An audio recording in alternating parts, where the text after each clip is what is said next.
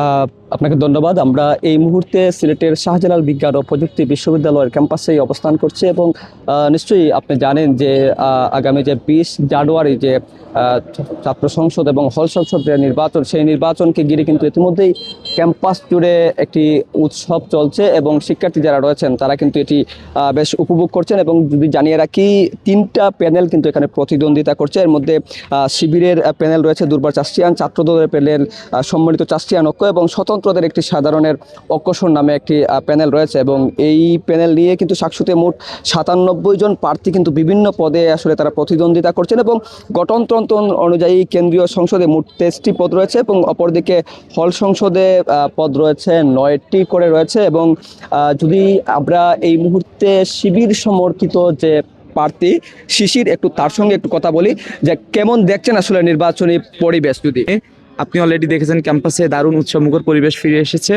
বরং আমি মনে করি গত দিনগুলোর থেকে আরও এটা বাড়ছে এবং আমরা অলরেডি আমাদের শিক্ষকদের মাধ্যমে বা আমাদের দায়িত্বশীল শিক্ষক আছেন তাদের মাধ্যমে জানতে পেরেছি নির্বাচন হইতে কোনো বাধা নাই ইনশাআল্লাহ। যে উৎসবমুখর সুন্দর পরিবেশ তৈরি হয়েছে, এটা আমাদের সবার অংশগ্রহণে অব্যাহত থাকবে ইনশাআল্লাহ।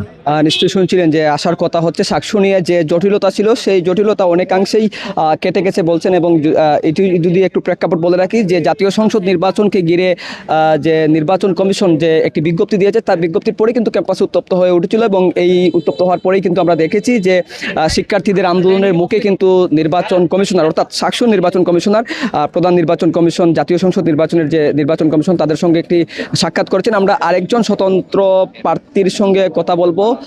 এখনো সংখ্যা কাটেনি। এখন বিশ্ববিদ্যালয় প্রশাসন থেকে আমাদেরকে পূর্ণাঙ্গভাবে জানানো হয়নি যে অ্যাকচুয়ালি নির্বাচন নিয়ে তাদের আপডেটটা কি।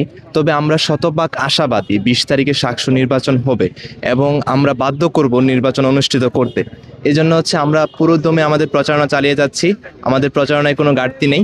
আমরা চাই যে শাকসু হোক এবং শিক্ষার্থীরা তাদের অধিকারের পক্ষে ভোট দিবে ইনশাল্লাহ। তবে এক্ষেত্রে কোনো বাধা নেই আমাদের। শিক্ষার্থীদের সঙ্গে আমরা কথা বলেছিলাম, তারা বলছেন যে শাকসু নির্বাচন অনুষ্ঠিত হবে এবং তাদের যে ভোটাধিকার সেটি তারা প্রয়োগ করবেন। ভোটাধিকার প্রয়োগ করার মাধ্যমে তাদের যে ছাত্র প্রতিনিধি তারা নির্বাচিত করবেন। তো এই ছিল শাকসু নির্বাচনের সর্বশেষ।